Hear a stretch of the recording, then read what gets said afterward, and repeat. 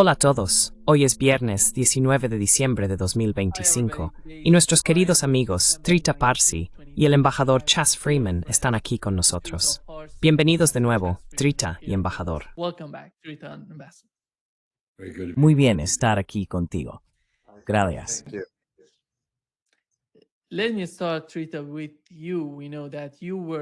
Empecemos contigo, Trita. Sabemos que estuviste en Oriente Medio, en Doha, y supongo que hablaste con funcionarios de varios países de la región. ¿Cuál es tu comprensión de la situación actual entre Irán y los estados árabes y cómo ven a Israel y su posición actual?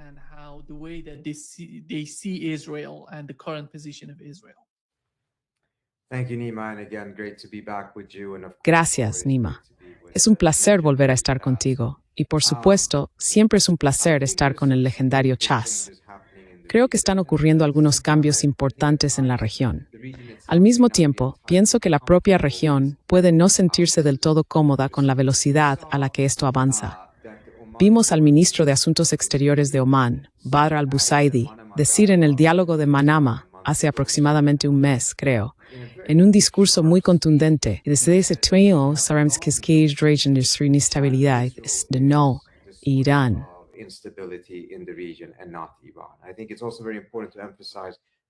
Creo que también es muy importante destacar que él dijo sabemos desde hace mucho tiempo, lo que indica claramente que no se trata de algo que haya surgido a raíz del genocidio en Gaza o del ataque en Doha.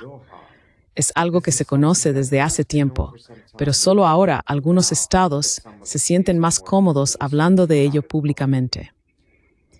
En el diálogo de Manama fue cuestionado por el príncipe turqui de Arabia Saudí, pero luego el príncipe turqui, hace apenas un par de días, antes del foro de Doha, dijo más o menos lo mismo que había dicho al-Busaidi. En el foro organicé un panel con el exministro de Asuntos Exteriores iraní, el Dr. Zarif, el actual secretario general del CCG y un antiguo funcionario europeo.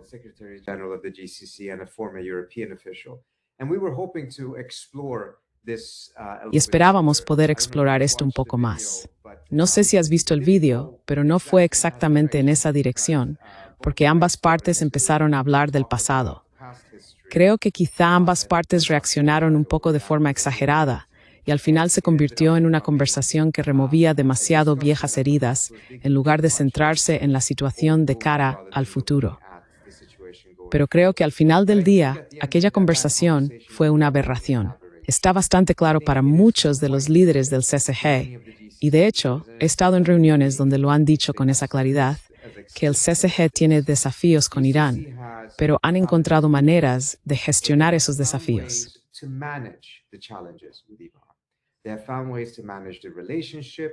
Han encontrado formas de gestionar la relación, el conflicto y demás. No es una situación ideal, pero saben cómo afrontarla. No ocurre lo mismo con Israel. No tienen una manera de gestionar la relación ni la amenaza que perciben de Israel, porque Estados Unidos, bajo el mandato de Biden, ha dado esencialmente a Israel total libertad de acción. Y esa es una razón clave por la que muchos de los otros estados que suelen tener las relaciones más problemáticas con Irán, incluso de forma discreta entre bastidores, están reconociendo que se enfrentan a una amenaza mayor por parte de Israel que de Irán.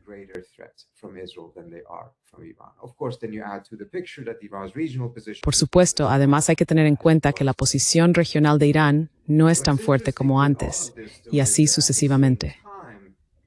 Lo interesante de todo esto, sin embargo, es que al mismo tiempo la estrategia de seguridad nacional de Trump era un tanto caótica en muchas de sus secciones.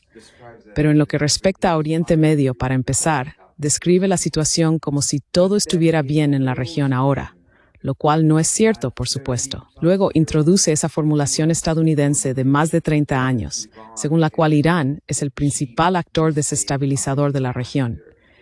Y eso realmente deja a Estados Unidos fuera de sintonía con la mayoría de sus socios árabes en este momento, que están mucho más preocupados por Israel que por Irán.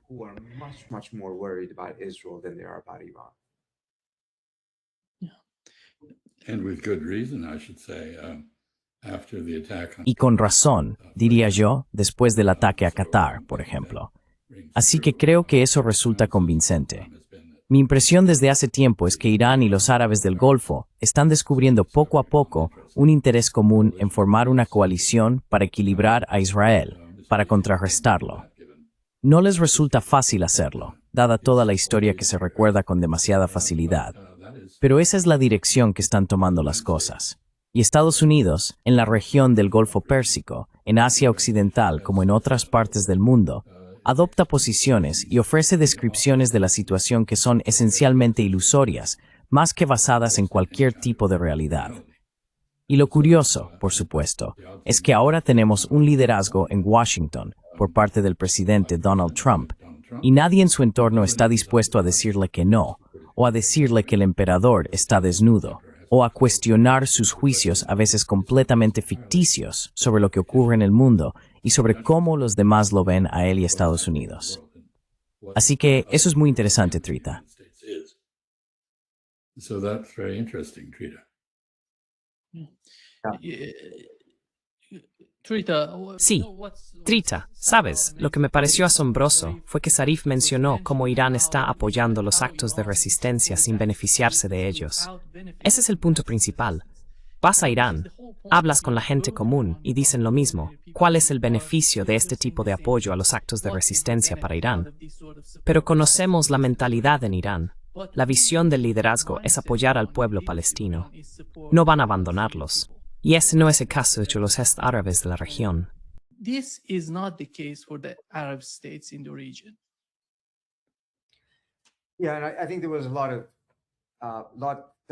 Sí, y creo que se dijeron muchas cosas durante ese panel, en el que Zarif sacó a relucir temas incómodos, tanto para el liderazgo iraní al hacerse públicos, como por supuesto para muchos de los líderes árabes. Tengo que decir que no creo que haya habido un cambio particular en la opinión pública iraní en cuanto a la simpatía hacia el pueblo palestino. Existe una clara sensación en muchos sectores de la sociedad de que Irán se está involucrando innecesariamente en esa lucha. Me pregunto cómo ha cambiado parte de eso y cómo seguirá cambiando en el futuro, porque todo eso ocurría antes de que Israel atacara a Irán. Ahora bien, Israel atacó a Irán en medio de las negociaciones, y creo que para la mayoría está bastante claro que un ataque así probablemente ya habría ocurrido en 2006. Si Jibrin umarugdawais ni Hezbollah. Had Israel managed to defeat Hezbollah. Which brings us back to what you said at first, whether Lo que nos devuelve a lo que dijiste al principio, si el eje de la resistencia ha tenido o no alguna utilidad real para Irán. Creo que podemos cuestionar si en última instancia ha sido un balance positivo o negativo. Pero también podemos reconocer que fue precisamente cuando el eje se había debilitado de forma significativa, cuando los israelíes vieron la oportunidad de llevar la guerra al territorio iraní. Fue también en ese momento, en cuando el eje se había debilitado, cuando tuvieron el argumento, el presidente estadounidense diciendo que debido a ese debilitamiento, existía la oportunidad de atacar a Irán. Algo a lo que presidentes anteriores, incluido el actual, se habían negado en su momento, cuando las circunstancias en la región eran diferentes. Así que creo que el eje, como elemento disuasorio frente a un ataque israelí, funcionó mientras pudo, hasta que dejó de hacerlo.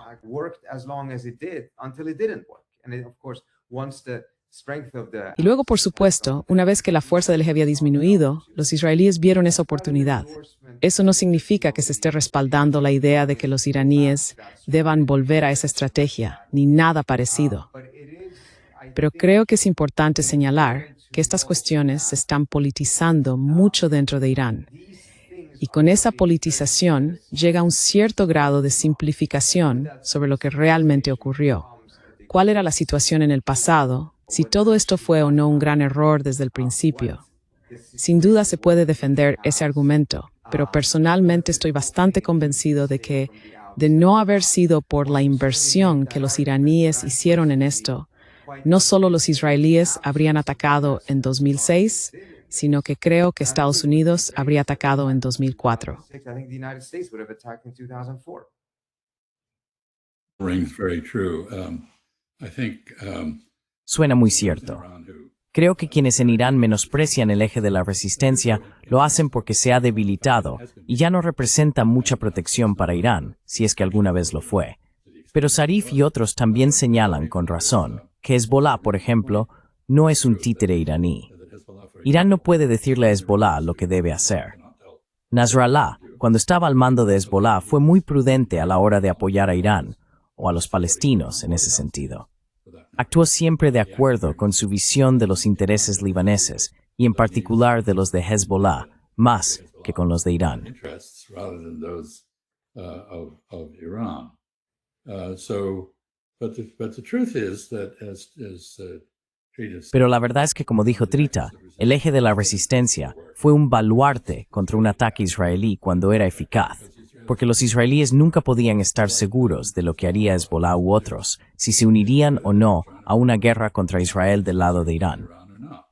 Pero creo que ahora todo esto es muy relevante. It's all very relevant. The Times of Israel acaba de informar con detalle de que Donald Trump y el primer ministro Netanyahu en realidad empezaron a trabajar en el ataque de junio, ya en febrero.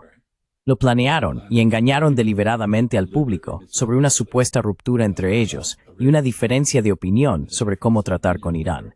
Y luego, por supuesto, Israel atacó a Irán, seguido de un complemento estadounidense al ataque.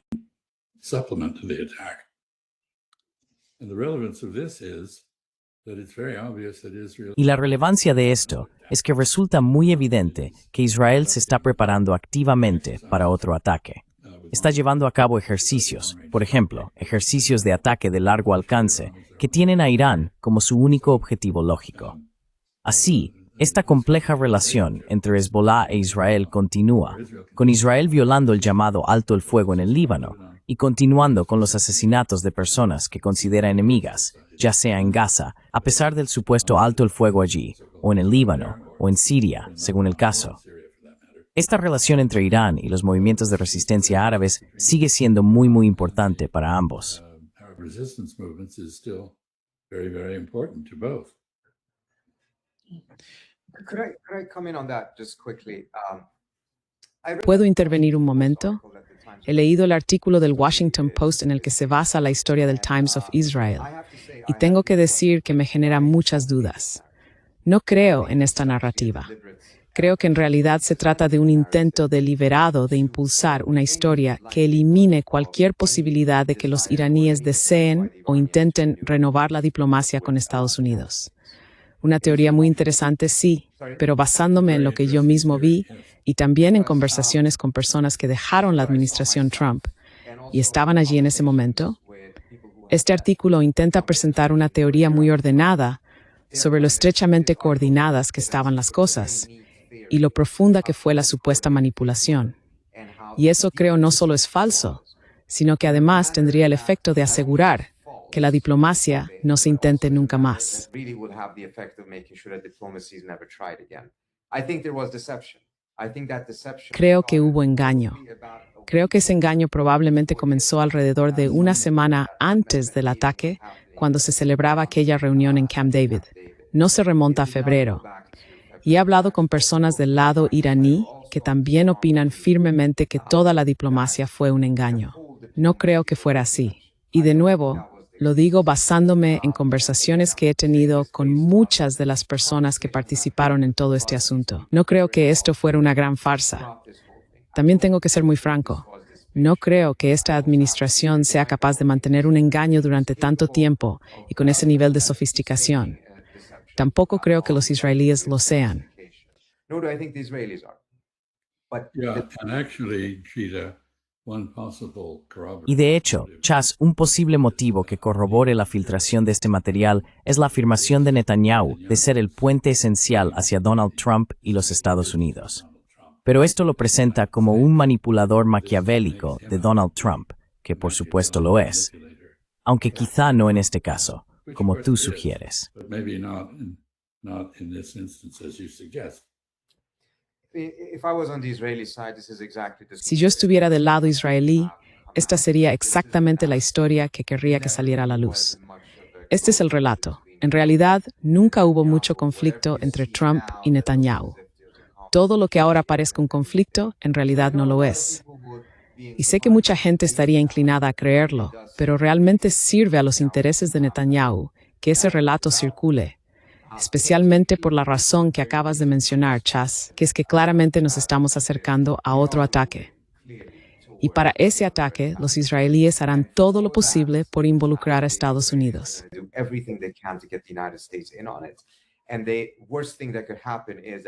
Y lo peor que podría pasar sería que realmente hubiera algún esfuerzo por reavivar una diplomacia auténtica, no lo que hemos visto hasta ahora, y desde luego no lo que Trump parece pensar que debería ser la diplomacia.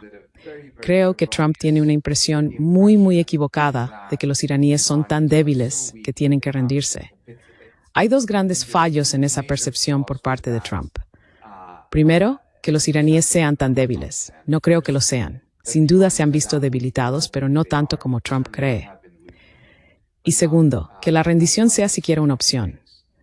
La rendición podría ser una opción si realmente se pensara que es el final del conflicto.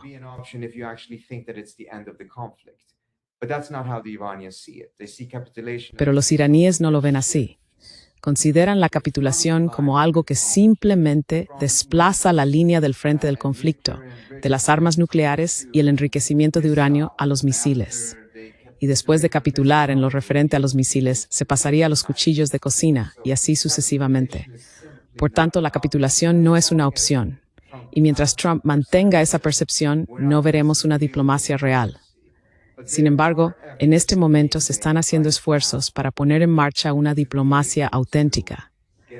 Las narrativas de este tipo que se están difundiendo ahora tienen un efecto muy perjudicial y creo que de forma deliberada para sabotearla.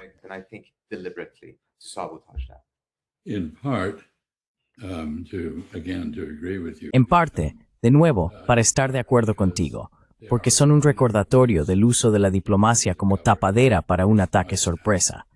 Y por lo tanto, generan dudas adicionales en el lado iraní sobre si la administración Trump realmente intentaría la vía diplomática, lo cual, por supuesto, no sabe hacer.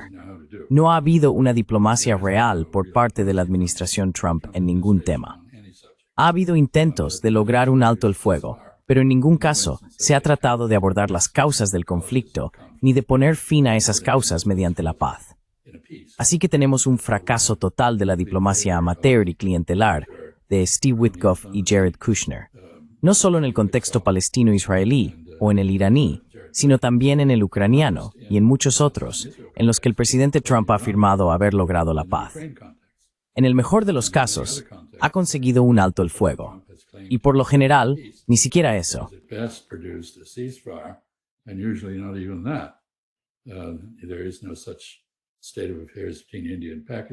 No existe tal situación entre India y Pakistán, entre Ruanda y la República Democrática del Congo, entre Tailandia y Camboya, ni en ningún otro lugar. Así que ya sabes, tenemos como secretario de Estado a alguien que imagina que el encanto personal puede superar los intereses nacionales y que viaja por el mundo presentándose como diplomático, mientras el Departamento de Estado se desmorona y la gente se marcha frustrada. Y por supuesto, también es el asesor de seguridad nacional, aunque no coordina nada salvo sus propias líneas contra Venezuela. Y es el archivero nacional, un puesto que quizá no requiera demasiado. Y por último, es el jefe del remanente de la USAID. Y no le veo desempeñar ninguno de esos trabajos.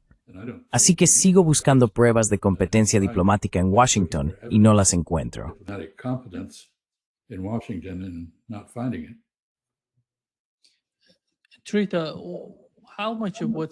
Trita, ¿cuánto de lo que está ocurriendo con el caso de Venezuela, en tu opinión, está relacionado con lo que sucede en Asia Occidental y Oriente Medio? Ya sabes, cuando se trata de si un ataque a Irán podría bloquear el estrecho de Hormuz y Bab al-Mandab en el Mar Rojo, ¿cómo ves que eso se relacione con lo que está pasando si Estados Unidos decide apostar por completo por un cambio de régimen en Venezuela? Quieren asegurar o de algún modo gestionar el mercado energético. ¿Crees que ese es el caso de Venezuela?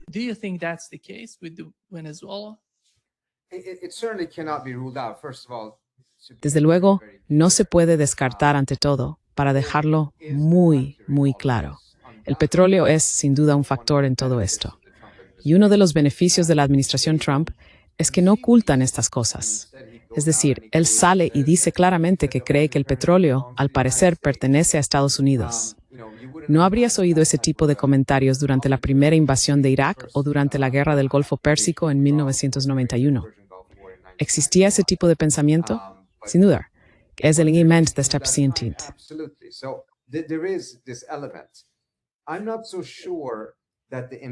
No estoy tan seguro de que la idea inmediata sea gestionar el cierre del estrecho de Hormuz. En caso de una guerra mayor con Irán, tomando el control de los campos petrolíferos de Venezuela, por una variedad de razones. Y no pretendo en absoluto ser un experto en petróleo, pero estamos hablando de tipos de crudo muy diferentes, industrias completamente distintas, sistemas logísticos, quién compra a quién, y así sucesivamente. Creo que esto seguiría provocando un gran impacto en los mercados petroleros, incluso si Estados Unidos controlara los campos petrolíferos venezolanos. Sin embargo, eso no significa que el petróleo no sea un factor clave en el planteamiento de la administración en este asunto.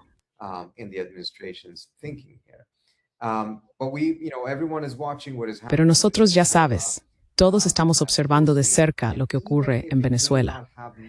Y aunque puede que no tenga mucho que ver con lo que pasa en Oriente Medio, resulta fascinante ver que los sectores que quieren una confrontación con Venezuela, que quieren una invasión, que quieren un cambio de régimen, son los mismos que, al menos a nivel narrativo, lo están vinculando con Irán. Y hay claros incentivos por su parte para hacerlo, porque si logran que Trump lleve a cabo una operación explícita de cambio de régimen en Venezuela, su cálculo es que entonces el listón será mucho más bajo para empujarlo a realizar una operación clara de cambio de régimen en Irán o en otros lugares de Oriente Medio también.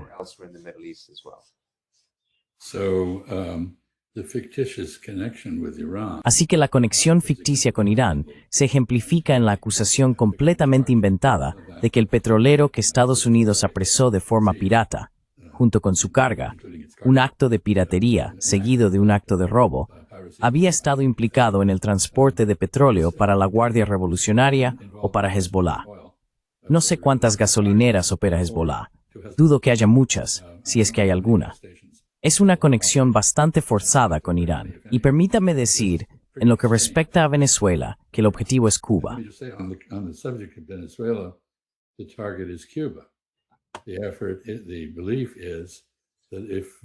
Se cree que, si Cuba se viera privada del apoyo venezolano del gobierno de Maduro, colapsaría. Y hay cierta base para pensar eso, porque cuando la Unión Soviética dejó de suministrar petróleo a Cuba, o de financiar las aventuras revolucionarias cubanas en África, Venezuela, bajo el gobierno de Chávez, asumió ese papel. La relación entre Venezuela y Cuba es de dependencia cubana respecto a la energía venezolana y de dependencia venezolana respecto al apoyo cubano en los servicios de seguridad y en el sistema de salud pública, donde Cuba aporta gran parte del personal y forma a los venezolanos.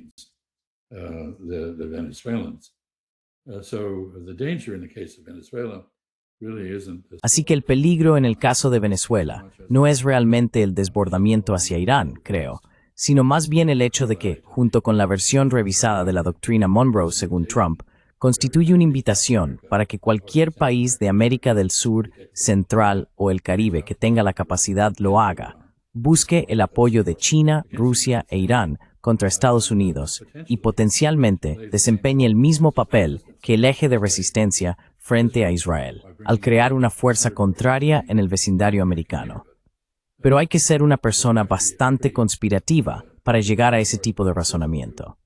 Aún así, esa es la base de todo. No se calcula en función de los mercados petroleros, que requieren una mentalidad mucho más sofisticada y global de la que esta administración es capaz de razonar.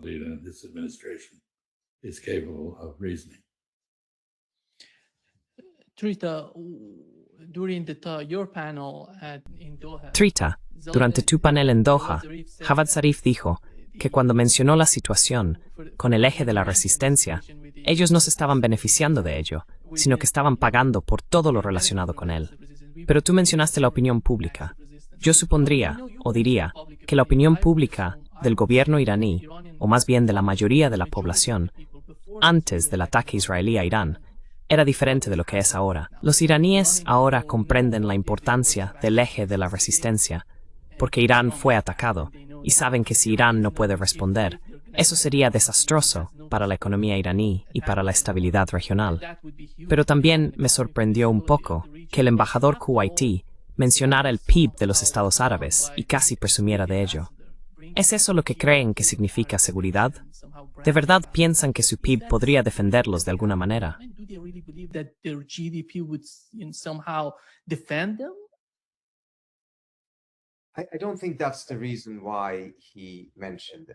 No creo que esa sea la razón por la que lo mencionó. En mi opinión, no tuve una conversación larga con él después del panel, pero he hablado con otros funcionarios sobre el tema. Creo que hubo cierta reacción dentro del CCG ante las declaraciones de Oman y de otros. Querían dejar claro en ese panel que aunque ahora compartan un interés común con Irán, ya que ambas partes consideran la total temeridad de Israel como una amenaza, eso no significa que los demás asuntos entre el CCG e Irán puedan simplemente dejarse de lado.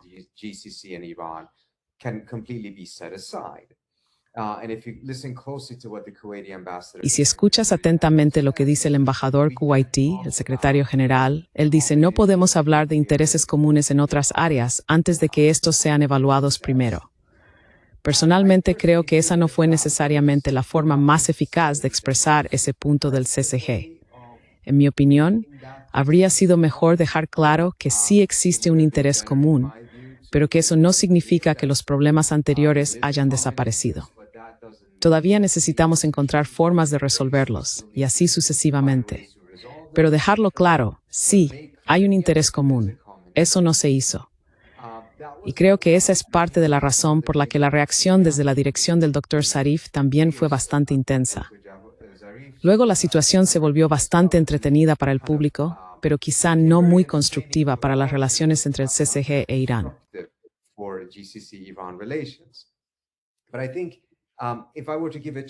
Creo que, si tuviera que dar una interpretación benévola, diría que hay elementos dentro del CCG que pueden coincidir en que existe una amenaza común, pero no quieren que Teherán piense que eso significa automáticamente que todos los demás asuntos quedan borrados. Se intentó dejar claro ese punto, pero no se hizo con la eficacia que podría haberse logrado, y luego hubo una reacción fuerte. Pero ya sabes, ese panel, bueno, creo que tuvo más visualizaciones que cualquier otro debate en Doha, salvo la entrevista de Tucker Carlson con el primer ministro. Aún así, creo que es una especie de anomalía dentro del panorama general. El panorama general no se basa en lo que se dijo en ese panel.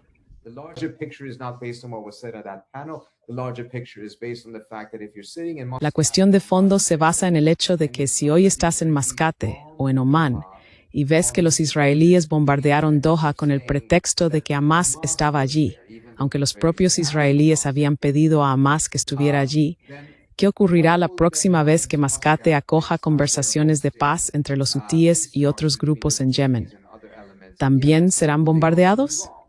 Estas son las verdaderas preocupaciones de la gente allí, y no desaparecen solo porque haya habido ese intercambio entre el Dr. Zarif y el secretario general. Evidentemente, hay otras cuestiones que deben resolverse y ambas partes deben abordarlas con mucha seriedad. De lo contrario, el interés común puede no acabar siendo un factor que acerque a las dos partes.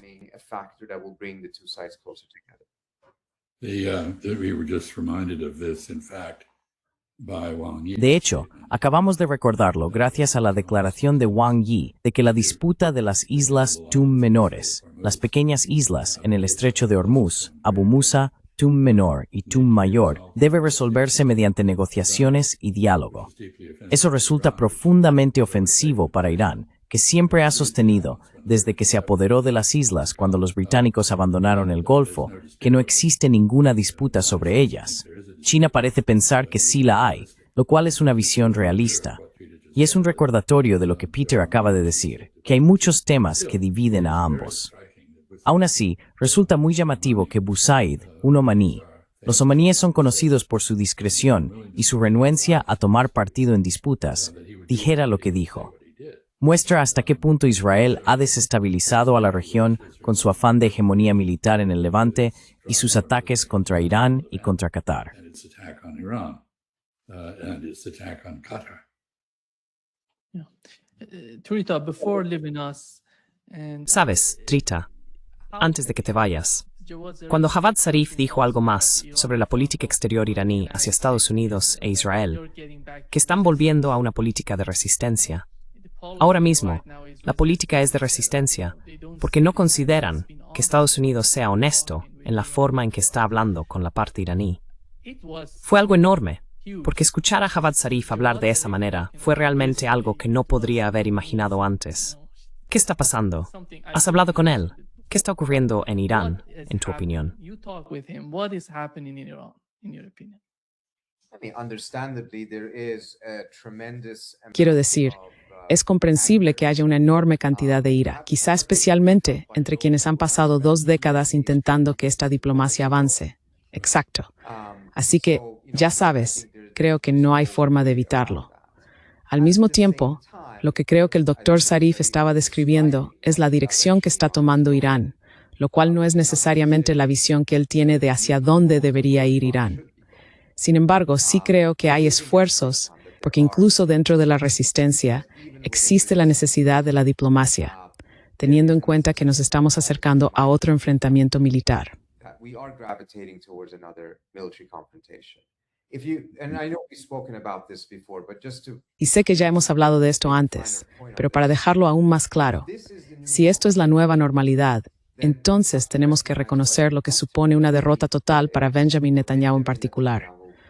Toda la idea detrás de esto era asegurarse de que Israel subyugara a Irán bajo su dominio. No digo que los israelíes esperaran lograrlo en una sola guerra, y a menudo hablan de esto como solo la primera fase del conflicto. Pero si se detiene ahora, entonces básicamente existe una disuasión mutua entre Irán e Israel. Mira la situación en Gaza. Los israelíes se negaron a cualquier alto el fuego durante 2 años, salvo por breves pausas. except for short pockets. And whenever they were forced to agree to it, they immediately Y cada vez que se vieron obligados a aceptarlo, lo violaron de inmediato. Lo mismo ocurrió con Hezbollah en el Líbano. Durante más de un año se negaron por completo y una vez que aceptaron, lo violaron de inmediato. En este caso, entre Israel e Irán, después de 9 días empezaron a plantear la idea de un alto el fuego, y no lo han violado. ¿Por qué? Porque existe una disuasión mutua entre ambas partes. Hay un equilibrio del terror entre ellos, y eso es exactamente lo que los israelíes no querían conseguir. No quieren ver ningún país en la región que pueda desafiar la capacidad de maniobra de Israel o tener una disuasión frente a él. Mira lo que está ocurriendo en el Líbano. Israel. Look what's happening in Lebanon. The U.S. is pushing to make sure that the Lebanese Estados Unidos está presionando para asegurarse de que las Fuerzas Armadas libanesas sean lo suficientemente fuertes como para desarmar a Hezbollah, pero lo bastante débiles como para no representar ninguna capacidad de disuasión frente a Israel. Así que se repite la misma fórmula en otros lugares. Pero si todo se detiene aquí y en Israel habrá elecciones dentro de 10 meses que Netanyahu no puede cancelar, entonces el legado de Netanyahu será haber iniciado una guerra y haber logrado lo contrario de lo que pretendía. Creo que este es un factor clave en las conversaciones que he tenido también con israelíes. Puede que en realidad inicie la siguiente fase sin coordinación con Estados Unidos, con la esperanza de que una vez comenzada la guerra pueda arrastrar a Estados Unidos a participar en ella. Muy realista, me temo. Sí, muchas gracias, Trita, por estar con nosotros hoy. Siempre es un gran placer. As always. Thank you. Gracias. Muchas gracias. También disfruté de conocer al Samoyedo. Ambassador, let me shift the gear. Embajador, permítame cambiar un poco de tema hacia lo que está ocurriendo con Ucrania. Los europeos están presionando para utilizar los activos rusos. Hoy hemos sabido que quieren conceder un préstamo a Ucrania, pero ese préstamo en realidad no procede de los activos rusos. Dicen que podrán recuperarlo más adelante de esos activos. No veo a Rusia entregando eso a Ucrania ni a los europeos. To Ukraine or Europeans. No, I think, well, they attempted the biggest. No, creo que, bueno, intentaron cometer el mayor robo bancario de la historia al incautar las reservas rusas para mantener la guerra durante otros 2 años, que es lo que habrían financiado.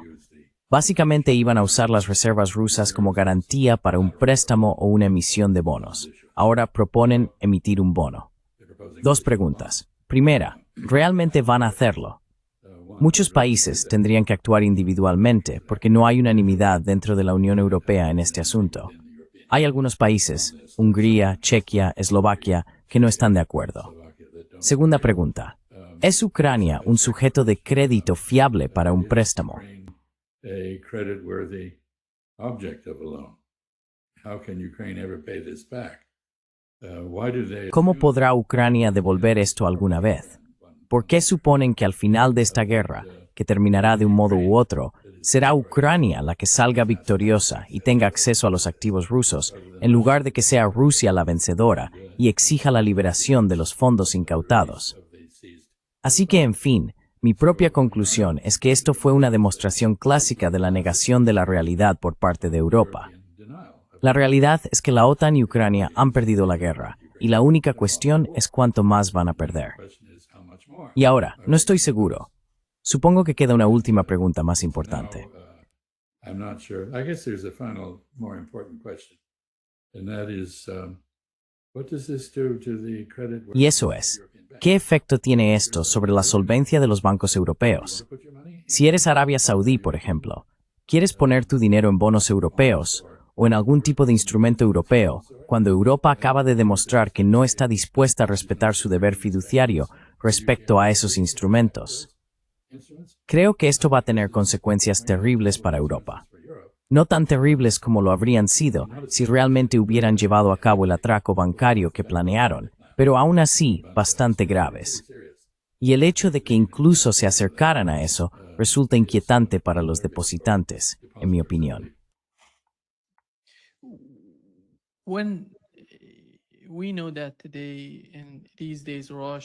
Sabemos que ahora mismo la guerra se está acercando a Odessa, embajador.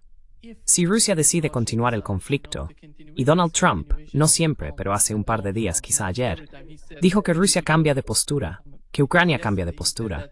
Entonces, si toman Odessa, ¿cree que si Rusia la captura, se la devolverá a Ucrania, o la mantendrá o ofrecerá algo a cambio? No, they'll keep it. It was originally founded. No, lo conservarán. Fue fundada originalmente por Catalina la Grande. Es una cuestión de orgullo ruso. Ahora forma parte de Ucrania, por supuesto. Muchos de los problemas que comenzaron justo después del golpe de 2014 ocurrieron en Odessa. Hubo una masacre masiva de rusos por parte de nacionalistas ucranianos y, esencialmente, un ataque terrorista contra los hablantes de ruso. Así que, ya sabes, si la capturan, no creo que la devuelvan. Pero me apresuraría a añadir que no es nada fácil capturar Odessa. Hay que cruzar el río Dnieper para hacerlo. Hay que tomar territorio al norte de Odessa, al otro lado del río, desde las zonas controladas por Rusia. Rusia no tiene la capacidad de llevar a cabo un asalto anfibio sobre Odessa desde el Mar Negro. Así que no es fácil desde el punto de vista militar. Por otro lado, Rusia eingestruppt des Knies pues de Havilent Raum este conseguir bordezer. Greinus darokenuf este senatariu alcatura. This would indeed, the war goes on, this would indeed be a target. Donald Trump ha dicho, ya sabes, sabemos que en las últimas conversaciones entre la administración Trump y el gobernador Kushner, había otra persona en esa reunión. Fue una videollamada con el director de BlackRock presente como parte de las negociaciones. Viendo el comportamiento del canciller de Alemania, ¿quién es este tipo? ¿Está representando a BlackRock o está representando al pueblo alemán? Clear. No, but of course all of this is quite unusual. Pero por supuesto, todo esto es bastante inusual. Aquí tenemos a socios empresariales y al yerno de Donald Trump llevando a cabo asuntos oficiales en nombre de Estados Unidos, cuando no tienen ningún cargo confirmado por el Senado para hacerlo. Todo esto es inconstitucional e inusual, Y el hecho de que aparezcan otras personas en este proceso no es más que más de lo mismo. Añadiría que, por supuesto, no se ha logrado absolutamente nada con estos diplomáticos aficionados. Y Vladimir Putin básicamente dijo que si esto iba a resolverse, sería por medio de Sergei Lavrov y de diplomáticos profesionales. Indicó que disfrutó hablando con Witkoff y Kushner. ¿Y por qué no lo haría?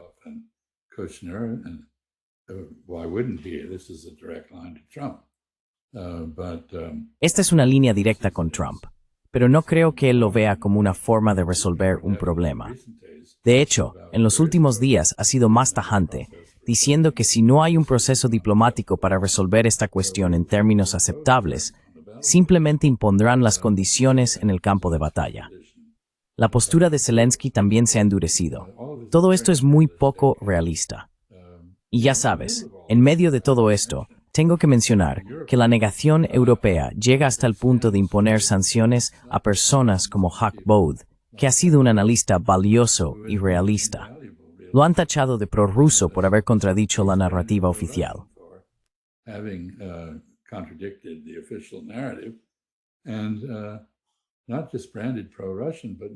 Y no solo ha sido etiquetado como prorruso, sino que ahora básicamente se le ha negado el acceso a su cuenta bancaria, la posibilidad de viajar, de firmar contratos, de hacer negocios y demás, con el argumento de que expresa opiniones que no el Parlamento Europeo, sino la Secretaría Europea, la burocracia no elegida, considera objetables.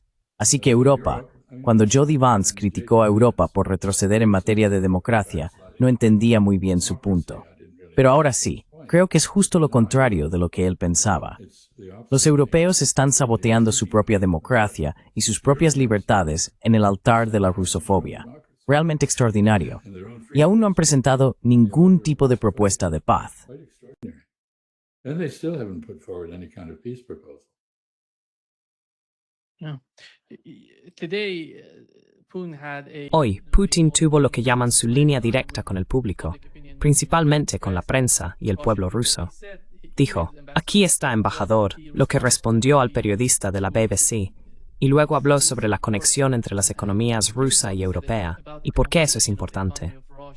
with the economy of Europe and how is that important?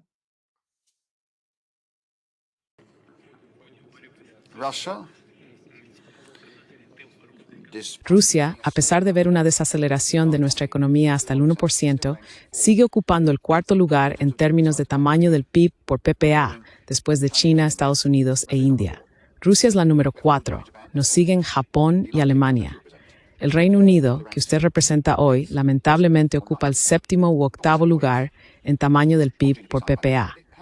Si uniéramos nuestros esfuerzos con los países europeos, nuestro menor por PPP superaría el de Estados Unidos. Bueno, esto es teórica, para que me de que fomenta surgis, abris prosperity. We would have flourished. Makes a great deal of sense. You know, I mean, the obvious answer to Tiene mucho sentido. Ya sabes, quiero decir, la respuesta obvia al colapso de la economía alemana es restaurar el gasoducto Nord Stream 2. Alemania no puede prosperar sin acceso a energía barata que obtenía de Rusia. Es decir, Rusia no cortó este suministro energético. Lo hizo Estados Unidos, con la aquiescencia alemana. Y ahora los europeos están redoblando la estrategia de negarse a sí mismos el acceso a los recursos rusos. Esta no es una estrategia ganadora desde el punto de vista económico. De hecho, Putin tiene toda la razón. Las economías de Europa Occidental, otra incluye a los países de Europa del Este, y la Federación Rusa son bastante complementarias. and the Russian Federation are quite complementary. Each can gain by trade with the other. Cada uno puede beneficiarse del comercio con el otro, y ambos están perdiendo por la ausencia de ese comercio. Aunque los rusos lo han compensado girando hacia China, India, Asia Occidental y África, los europeos no lo han hecho.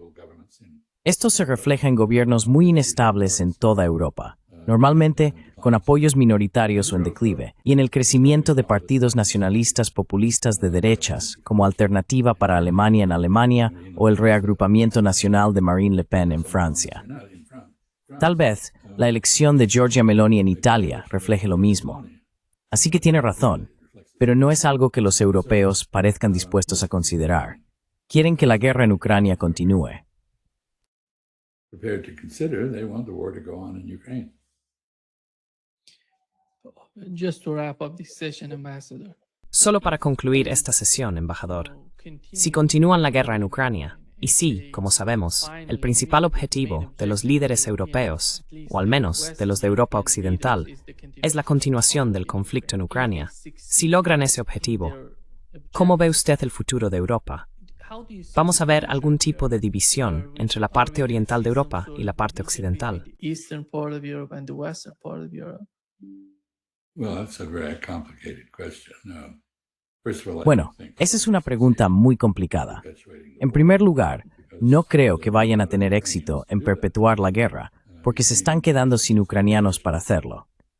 Las bajas y deserciones ucranianas son extremas, y el ejército ucraniano no está en buena situación. Además, Ucrania está siendo devastada por los ataques con misiles rusos contra su red energética.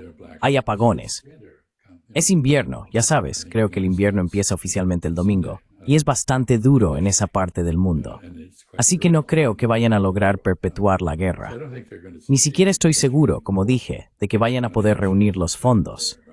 Todos acordaron que aportarían 90.000 millones de euros, o dólares, no recuerdo cuál. billion euros or dollars, I don't remember which. Anyway, De todos modos, no es muy probable. ¿Cuál será el resultado de la derrota de la OTAN, la UE y Estados Unidos en Ucrania? Mucho depende del tipo de Ucrania que se construya entonces. Si se trata de una Ucrania que sirva tanto de zona de amortiguamiento como de puente entre Rusia y el resto de Europa, quizá la visión del presidente Putin de economías complementarias pueda restablecerse y hacerse realidad poco a poco. Si es otra cosa, creo que la UE tendrá problemas. Señalo, y creo que ya lo he mencionado antes en tu programa, que Kaja Kallas, la portavoz de la política exterior de la Unión Europea, ha reflexionado sobre lo maravilloso que sería que la Federación Rusa se fragmentara en países más pequeños y, por tanto, más fáciles de gestionar.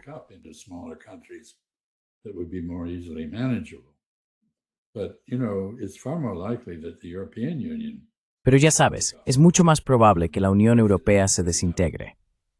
El Brexit ya ha ocurrido. La UE está casi enfrentada con algunos de sus propios miembros, aquellos que se resistieron al gran atraco bancario que intentaron llevar a cabo en Bruselas: Hungría, Eslovaquia, Chequia y España. La OTAN está cada vez más dividida.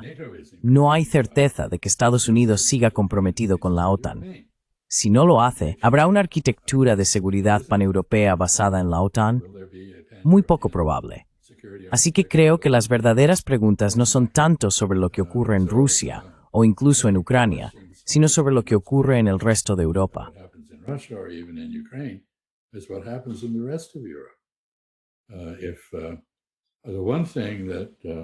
Lo único que creo que no funcionará es que los europeos parecen querer dividir Europa en un espacio ruso y un espacio occidental. No creo que eso sea posible. No se puede tener una zona desmilitarizada ni una especie de perpetuación del conflicto. No creo que los rusos acepten eso. Puede que Estados Unidos sí, pero no veo por qué querríamos hacerlo. Pensé que el lema Europa unida y libre era bueno y necesitamos encontrar una forma de hacer realidad esa visión. Eso requiere la cooperación y la participación de Rusia, y no puede lograrse de la manera en que los europeos están gestionando las cosas actualmente, cuando ni siquiera mantienen un diálogo con los rusos.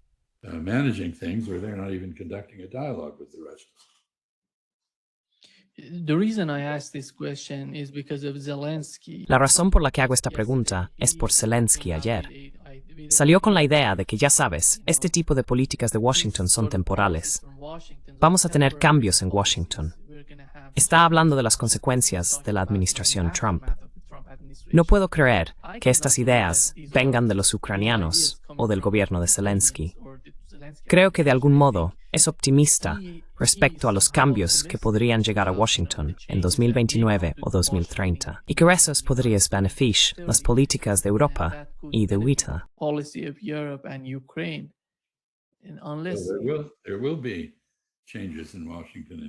Habrá cambios en Washington en 2029 en gran parte porque la administración Trump está fracasando a nivel interno en abordar los problemas que prometió resolver. Ha tenido más éxito en casa que en política exterior. La guerra de Ucrania no terminó en 24 horas como se había prometido. La prosperidad interna no está a la vuelta de la esquina, como afirmó el presidente Trump el miércoles, cuando pronunció lo que se ha llamado el discurso del Bah Humbug, como un Scrooge hablando de la Navidad. De todos modos, no. En realidad, es mucho más probable que el señor Zelensky sea reemplazado antes que la política estadounidense. No sé cuál será la política de Estados Unidos. Si las políticas de la administración Trump se mantendrán, se modificarán, se repudiarán o se sustituirán.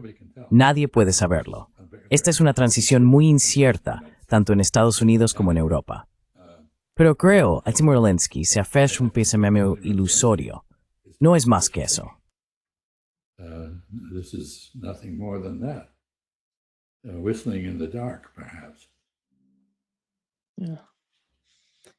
Thank you Muchas gracias, embajador, por acompañarnos hoy. Un gran placer, como siempre. as always. I was glad to join. Me alegró unirme a Trita Parsi. Pensé que hizo algunos comentarios muy acertados y espero que tengas un buen fin de semana. Hope you have a good weekend. You too. Tuesday.